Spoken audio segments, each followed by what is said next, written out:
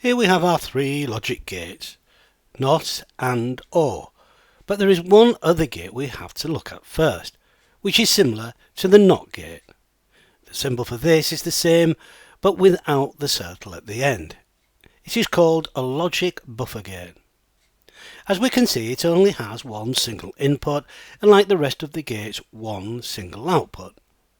This input could be a signal or voltage from the previous logic gate, and the output could be passed on to another logic gate.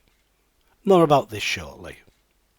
So this type of logic gate is called a logic buffer gate, and to explain how it works, we shall be using this symbol. That represents a mechanical switch. Next, we need to put together a schematic diagram of an electrical circuit that will prove how a logic buffer gate will work. Schematic diagrams uses symbols like this mechanical switch. It's very much like a street map where devices are located and how they are connected to each other. We know that our switch can either be on or off, but since we are working digitally, then this could be interpreted as a 1 or 0. Normally we give these symbols a name. An appropriate name for this symbol would be SW for switch and 1 since it's the first switch. We need some way of indicating when the switch is set as 0 or 1. In our example, we shall be using a light emitting diode or LED. This is the symbol for the LED. Notice it is polarity dependent. In other words, it has a positive and negative connection. Connecting it the wrong way will destroy the component. When the LED is on, we could say it has a binary 1 and off a binary 0. Once again, we shall label this symbol as LED1.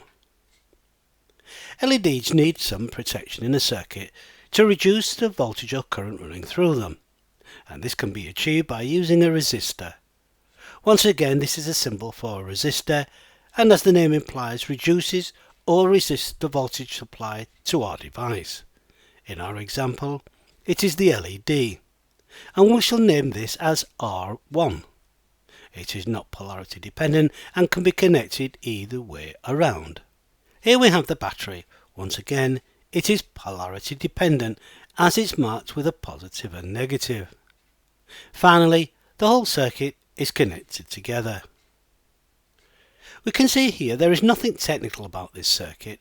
When the battery is connected and the switch is closed, then the LED will be on. When it is open, the LED will be off. It should be stressed that this is not a lesson about how electricity behaves around a circuit. It is limited to what happens when a switch is closed and the condition of the LED when this happens. Now we need to include our truth table. This will record the condition of the buffer gate or the switch. So this type is a logic buffer gate.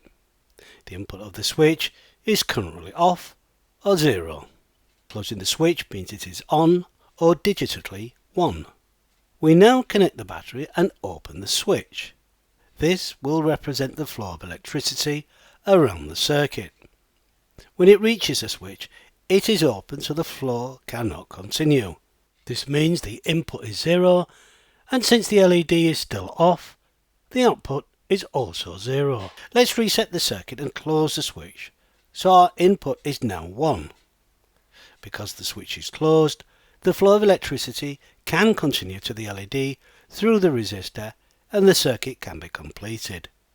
The LED is now on, or the output is 1.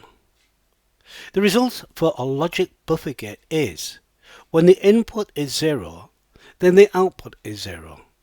When the input is 1, then the output is 1. This may seem at first to be a strange logic gate, since it only has a single input and a single output, but it's primarily used to isolate and regenerate a digital signal, ensuring its integrity and strength even when driving a large load or over long distances.